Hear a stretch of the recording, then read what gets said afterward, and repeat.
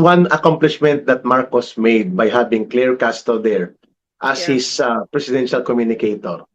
Dumarami po ang nagagalit, lumalawak ang namumulat ni Claire Castro kung gaano kabulok, kapalpak at kainutil ang gobyerno ni Marcos. The way she opens her mouth, walang napapala ang tao kundi kalukuhan, katarantaduhan at mga kahambugan. Kaya the more na ginagawa ni Claire Castro, mula sa -3 hanggang naging -12, naging -15, ngayon -27. Yan pong epekto. If having a hoodlum in the NBI, having an attack dog as a dirty political operator as your ombudsman, and having Claire Castro as your barker, formula yan para sa disaster. At kaya nga nagpapanik si Marcos kasi hindi na niya mapipigilan pa. It's nature already. Causing the damage doon sa impact ng corruption. Ang baha is symptomatic ng lalim at lawak ng pagnanakaw na ginawa ng gobyerno ni Marcos sa infrastructure, lalo na sa flood control. And they don't have the know-how of even alliance building, no? They don't they really keep fighting with everybody. They make a lot of enemies with their arrogance, with their sobrang kayayabang.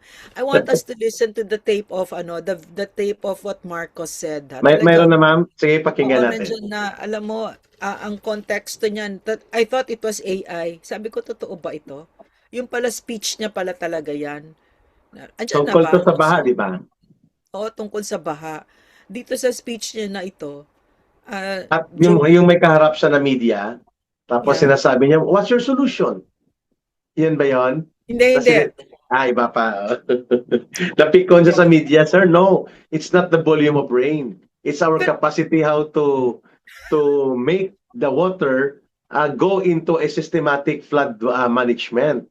It's not the volume of rain. The volume of rain is there. And then, So you what's know your what? solution? Instead of arguing here, napikon And siya. I also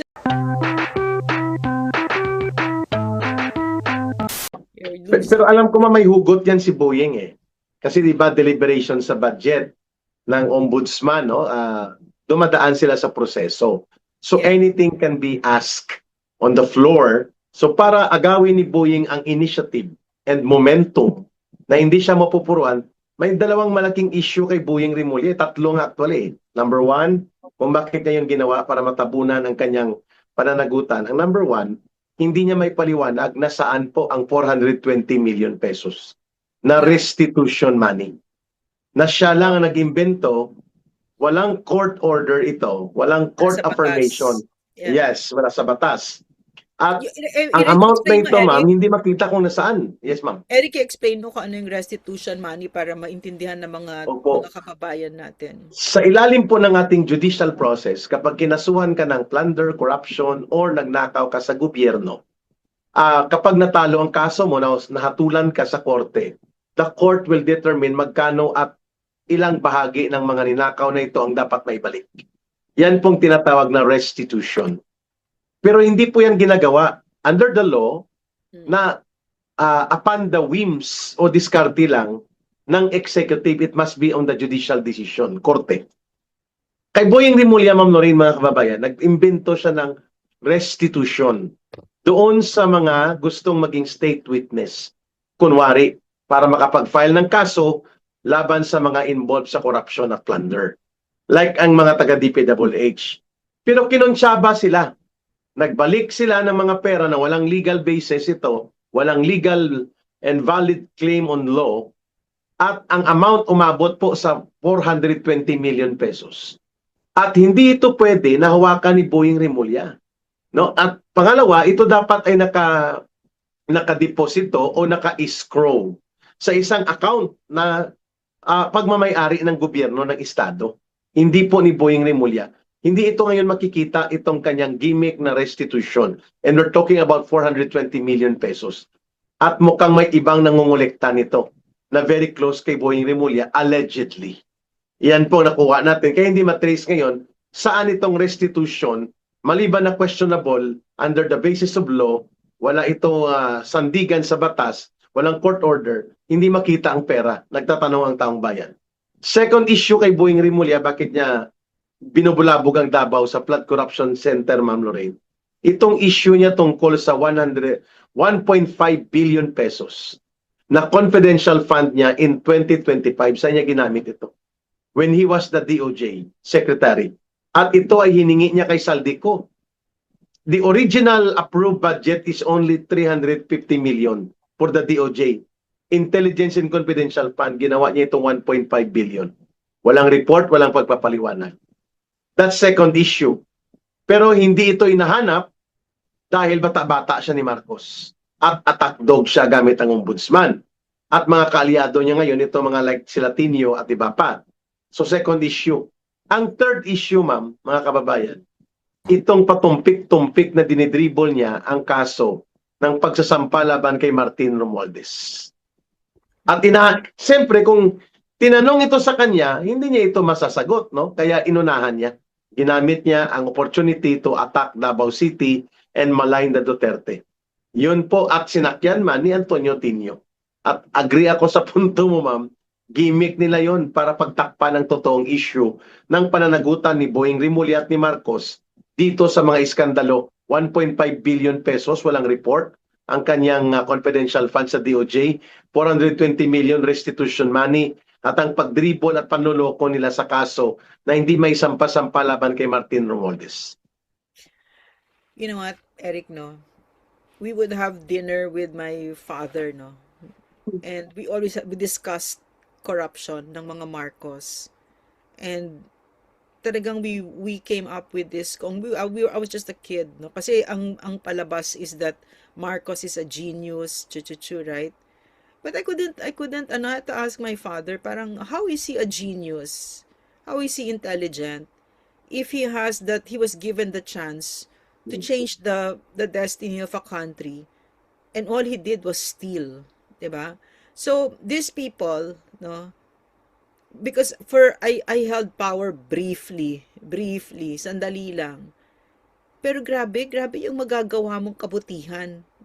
You can change the course of your country's destiny. You can make millions of lives better.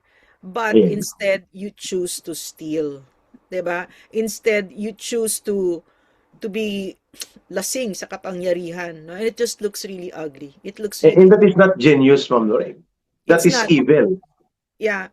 I also think it's stupid eh. Kunyari tanggalin natin yung evil because it's obviously evil, no? Even if Ah, you take away, if yung practical lang, no? Practical lang, would you not want to, how do you want to be remembered?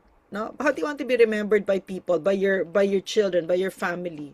No, you want to be remembered as somebody who destroyed the country because this is how they're going to be remembered. You're going to yeah. be remembered as somebody who kept on lying. 'Di ba? You want that. I think that the capacity for shame is premised on meron kang dangal, meron kang nobility. And what I'm seeing with these people, there's no walang Walang dangal. kapasidad. Walang kapasidad talaga, no, for. Mhm. So Speaking grabe about yung mga leadership, issues. Grabe yung mga issues, Eric, no? di Grabe. ba ma'am, napag-usapan natin yan sa ating mga side discussions, palagi pag nagsasama tayo noon sa Laban Kasamang Bayan. Lee Kuan Yew, Yeah. before he bowed out in power, ang kanyang suit, dalawa lang po, dalawang kulay lang, paulit-ulit yan. 10 taon yan ang ginagamit. Ganun ba, Lawyer din Eric? ito. Yes. Wala kang nakikita may jewelry siya. Very simple but very sharp and very strong as a leader. Very similar kay Tatay Digong. Hindi po maluho sa katawan, hindi maluho sa buhay, pero malakas ang loob na pamunuan at iangat ang kanyang bansa at ang kanyang mamamayan. Look where Singapore right now. Yeah. Singapore is much better in economic performance than any other countries in the whole of Asia Pacific region. Yeah. Better than South Korea, better than Japan. Mga kababayan, the highest per capita income in the last 10 years, Singapore. You know what? I had the honor of working with PRRD, no. And I'm telling you, that's why what are these people so mayabang about? Napakadaling mangwasak ng bansa, pero napakahirap yung ginawa ni Magbuo ng bansa. PRRD. Yung ginawa Tama. ni PRRD na age of infrastructure. Nakita ko kasi si who's the president, Bukele, Burkina Faso, Si Traore. Si Taure. Si Captain Traore. They had nagdiwang sila kasi si Taure nag-ano siya, nag-announce siya na 50,000 ang kanyang scholarships. Si Yeah, PRRD, buong Pilipinas 'yon, no? Buong tertiary, Pilipinas, no? tertiary Tertiary, education. At ang yeah, mga anak so natin, ma'am, beneficiary dyan.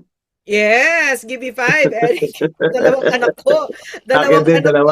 Duterte scholars. Hindi kami nakabayad sa loob ng 4 years.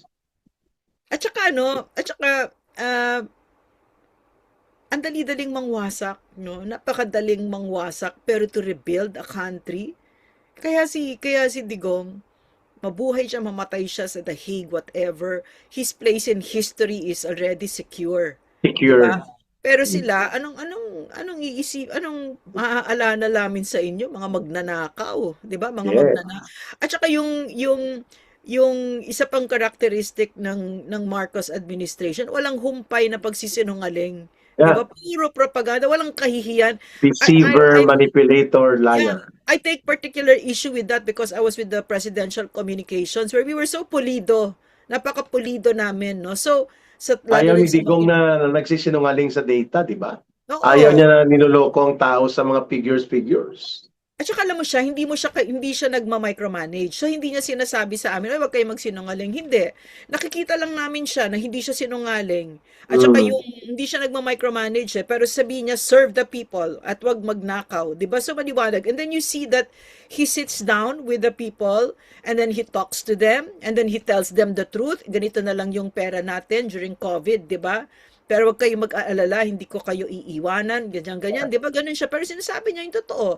Even in his campaigns, no, he said, wag niyo ako iboto kasi it's going to be bloody. 'Di ba? Sabi niya ganun. Kasi mga drug lords, drug syndicates yung kakalabanin niya, 'di ba? Pumapatay yun eh.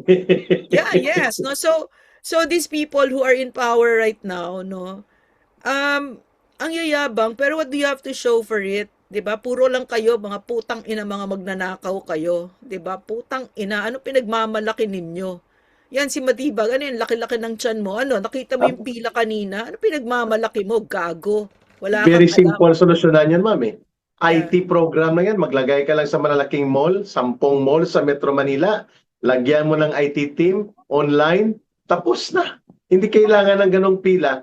Napakalaki ng pondo nila, ma'am, and they have the capacity to do that. They have technical teams para po wag ganun ang perwisyo at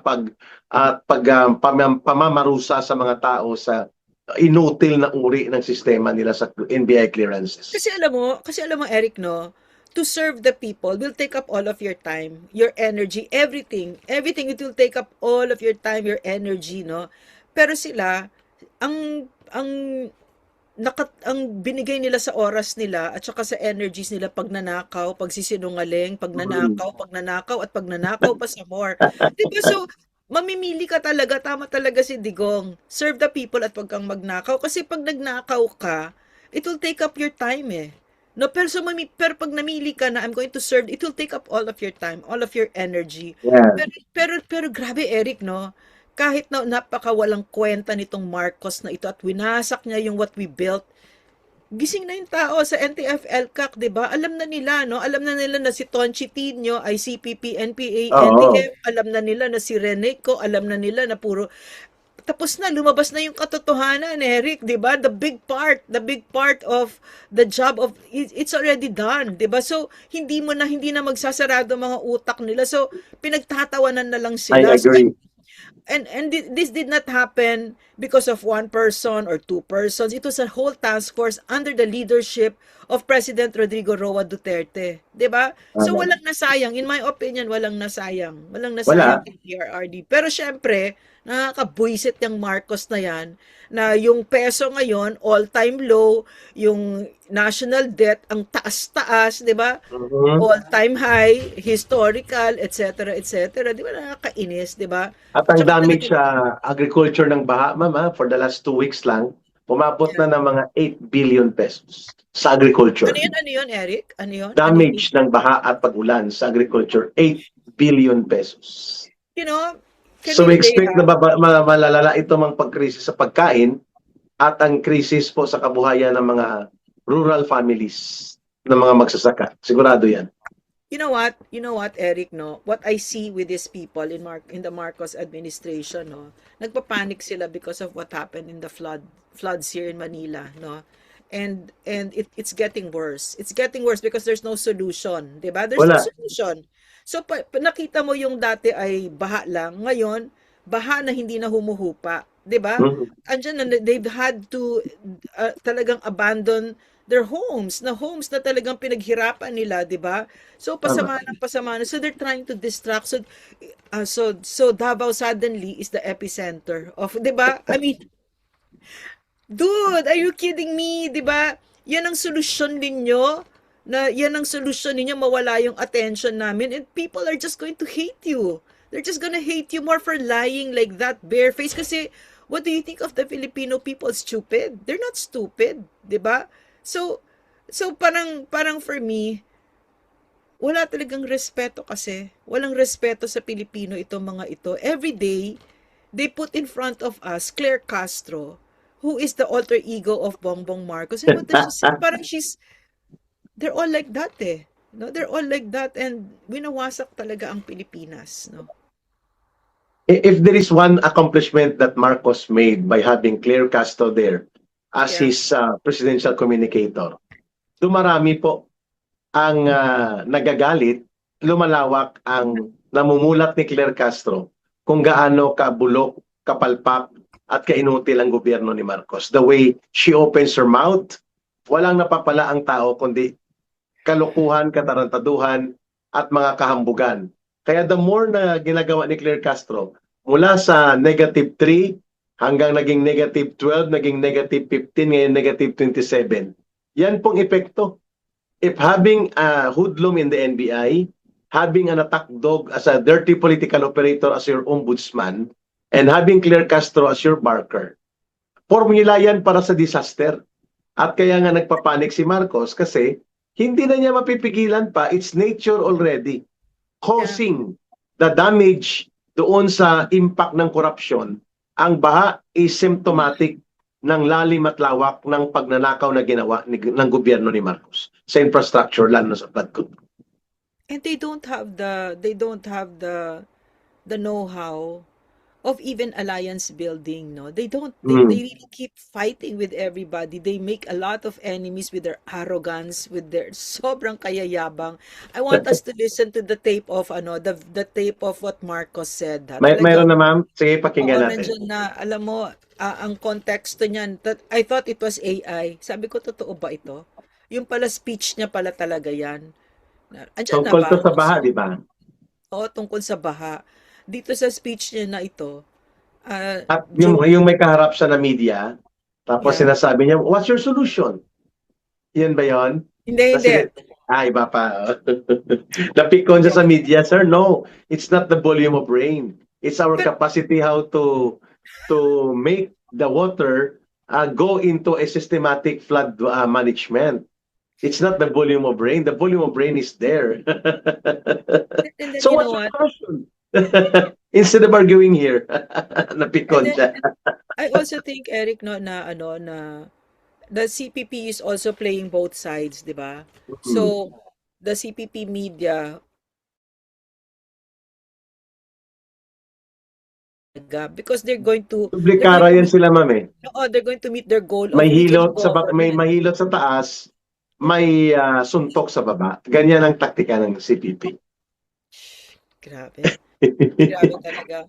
Pero Andiyan na narinig ba? ko rin yun, ma'am, yung speech na yon, yung parang hindi na niya alam kung paano sagutin. Ito Sabi yung niya, well, we nag-joke cannot siya. control the nature.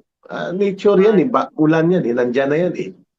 Sinagot siya ng isang reporter na babae, no sir, it's not about the volume of rain. It's how we manage the flood system. Sige. Ito. Yan, sige. Andiyan na ba? Kasi mas maganda syempre pag Sige, try natin. Baka hindi ganito. ma-load sa ating kwan sa technical support. Pwede kang magbuo ng bahay dahil merong mga kitchen sink, may mattress tayong nakita, may kung ano sa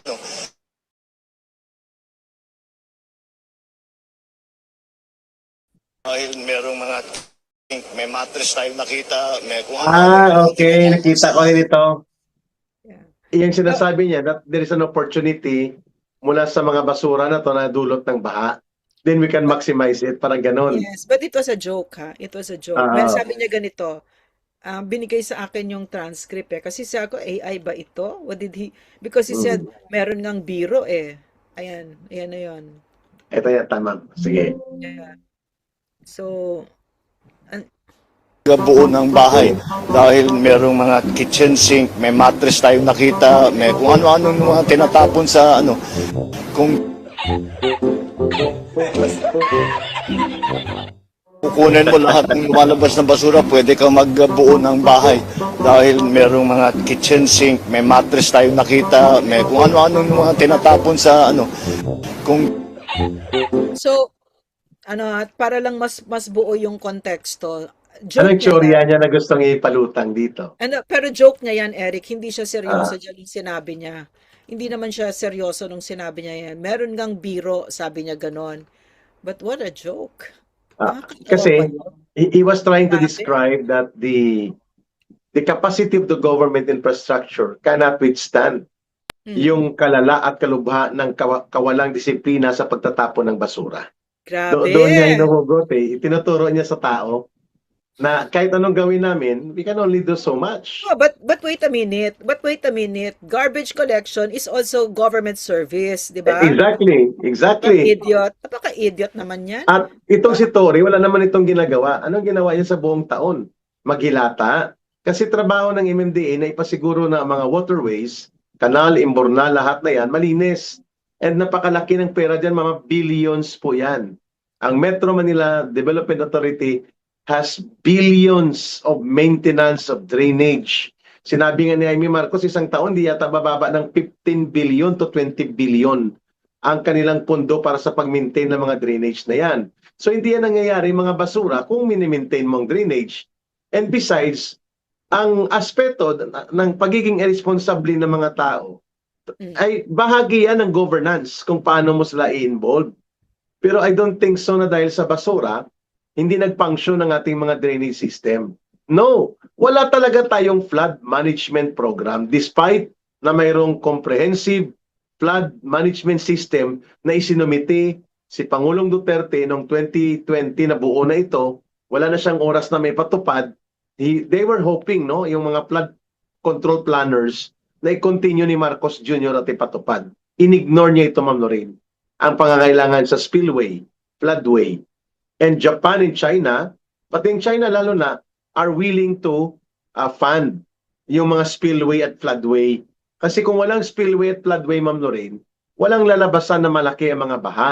Hindi mag-interconnect ang mga drainage mo, mag-clog up lang yan at magbabaha.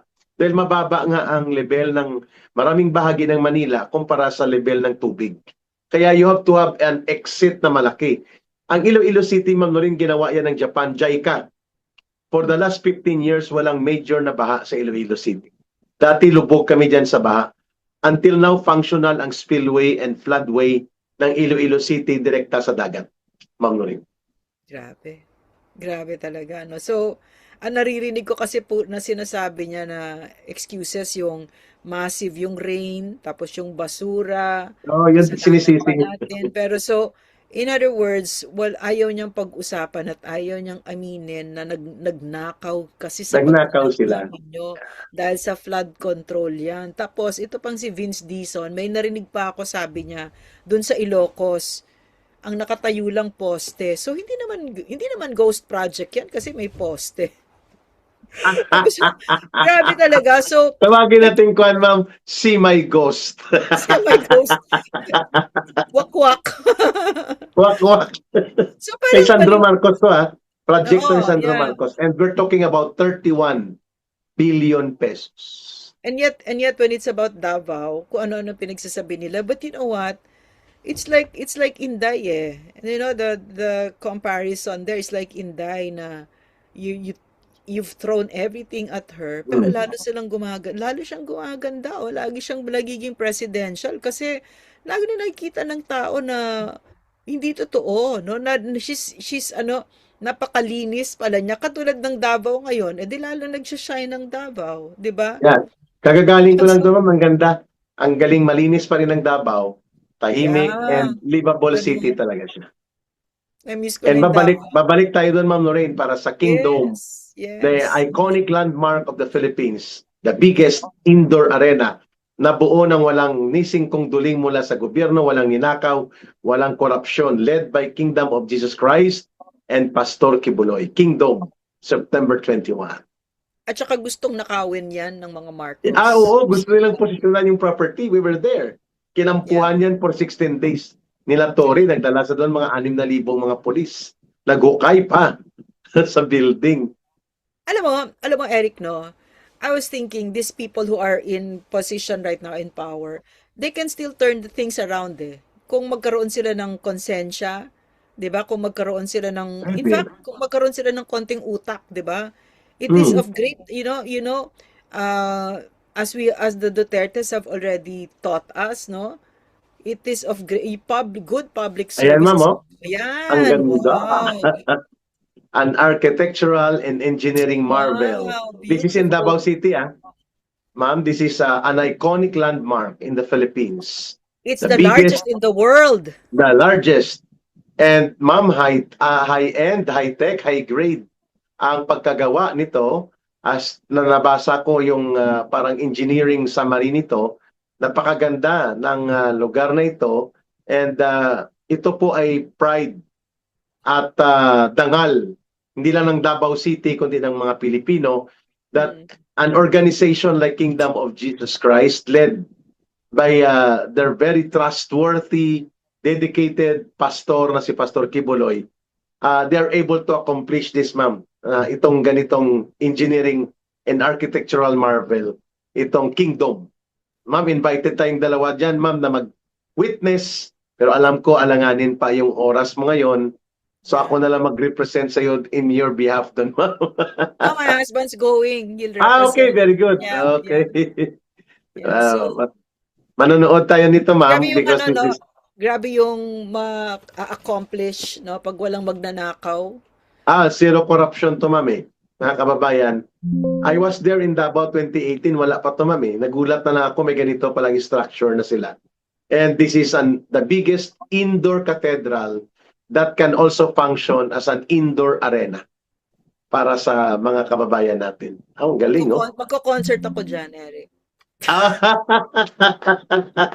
Oy, ma'am, 75,000 seating capacity ito. High-end, high-grade, and high-tech ang kanyang design and engineering structure nito, napakaganda. And one of the design na gumawa nito sa kanyang vision, si Pastor Kibuloy po, kita niya naman, no? Parang nasa banyagang bansa ka, no? Pero this is in Davao City. And we hope, ma'am, na mahalawan ito ng leksyon mismo ng gobyerno na kayang gumawa ng ganitong mga engineering marvel kung hindi kurakot at hindi bulok at magnanakaw ang gobyerno.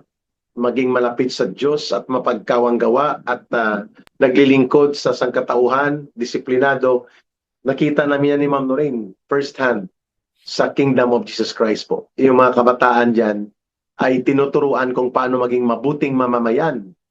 Hindi lamang anak ng Diyos, kundi bilang mga kabataang Pilipino. Yeah. Yan po, nakita namin yan. Kaya ma'am, bukas pag-usapan natin sa next episode natin, nagreklamo ang anak bayan, CPP, NPA, NDF Front Organization sa recruitment sa NPA kung bakit daw may mga programs na inilulunsad para sa awareness ng kabataan sa mga schools and universities. Kaya may ilang mga schools sa Davao na naglunsad nito at nirereklamo ngayon ng anak bayan at mukhang dadalhin nila sa Congress through Kabataan NPA Recruiter Party List, Ma'am Lorraine. And lumang tugtugin na yun. Kaya nga ulit-ulit nila ito ginagawa. Kasi inuutusan sila ng Central Committee, malala namang utak yung mga yan, di ba? So, kailangan nila sumunod, di ba, na kailangan nila mag-recruit di ba? Kasi nga criminal syndicate yan no? Yan sila Reneco, Tonchitino. So, maliwanag sa ating mga kababayan na ang ating marching orders ay dapat sa susunod na kongreso wala na yung mga yan. Wala na sila. Agree. Malaking bagay at pati mga tulpo na yan, mga politiko na abusado, dapat wala na yan sila sa kapangyarihan. Sila Bam Silang Aquino, mamamayan. Hindi na Si dapat. Ayan, si isa pa yan. virus wala naman talaga siya na eh, 'di Ay, ba? hindi naman mananalo yan, ma'am. Yeah. Pero sabi ni Attorney Edward Chico, sobra naman kayo. Mananalo yan, sigurado tayo. Basta si Leo Didi Guzman lang. Alam mo, baka matalo pa siya ni Lyodi. Leo Didi Guzman. Grabe. Mali ka, Attorney Chico. May na-underestimate mo si, Si Calio. mas wild ang CPP kesa sa Akbayan. Ma'am, your final words for this Yeah. episode. I still think that as much as we can, we speak the language of unity and not just unity among ourselves, but unity even with the Dilaws, no, even with those who are still in government, and we ask them, no, we ask and with that we pray for you, so that your hearts will be touched and you become the public servant that you're supposed to be, 'di ba? Ilaglag nyo na si Marcos, walang kwenta yan. No? Wala yan. Wala kayong kahihinatnan ng kabutihan sa buhay ninyo. Your association with Bongbong Marcos is a kiss of death. The Filipino people will never forgive you. And it is a stain that will never wash off. And if you don't think so, you're not thinking hard enough.